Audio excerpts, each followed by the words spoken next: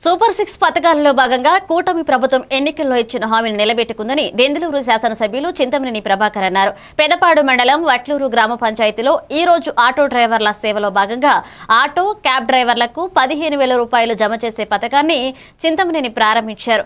ఈ సందర్భంగా ఆయన మాట్లాడుతూ ఎంతో కాలంగా ఆటో నడుపుకుంటూ చితికిపోయిన కుటుంబాలను ఆదుకునేందుకే ముఖ్యమంత్రి చంద్రబాబు నాయుడు నేతృత్వంలో ఆటో డ్రైవర్లకు ఉపాధి నిమిత్త ప్రభుత్వం ఈ పథకం ఏర్పాటు చేసిందన్నారు. మన ముఖ్యమంత్రి గారు కానీ లోకేష్ బాబు గారు కానీ ఇప్పుడు చెప్పినటువంటి సందర్భాలు అవే ఎక్కువగా వినొస్తా ఉన్నాయి. ముఖ్యంగా ఏదైతే నేను వస్తూ ఆటో డ్రైవర్లతో నడుపుతూ మాట్లాడుకుంటూ వచ్చాను.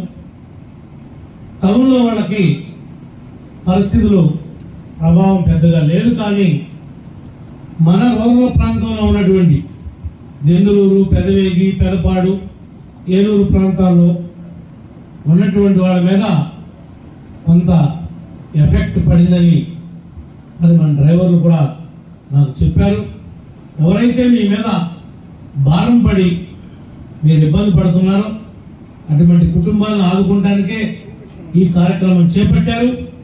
ఇది ఏదో మీకు ఇచ్చి మొక్కుబడిగా 15,000 చేతులు పొందామని కాదు, మనం ఇచ్చిన హామీ మేరకు ప్రజానీకానికి మన ఆడకూతుర్లకి మేనిఫెస్టోలో పెట్టినప్పుడు ఉన్నటువంటి హామీ మేరకే ఈ రోజున ఉచిత బస్సు ప్రయాణం మహిళలకి ఇవ్వటం జరిగింది తప్ప ఆటో కార్మికుల యొక్క కుటుంబాన్ని ఇబ్బంది పెట్టడానికి ఈ యొక్క ఉచిత బస్సు పథకం తీసుకురాలేదు అనే విషయాన్ని ప్రతి ఆటో కార్మికుడి యొక్క కుటుంబం, కార్మికుడు మర్చిపోవద్దని చెప్పి కూడా ఈ సందర్భంగా తెలియజేస్తా ఉన్నాం. అదే బస్సులో మీ భార్య, మీ బిడ్డలు ప్రయాణం చేసిన ఉచిత బస్సు ప్రయాణం అనే విషయాన్ని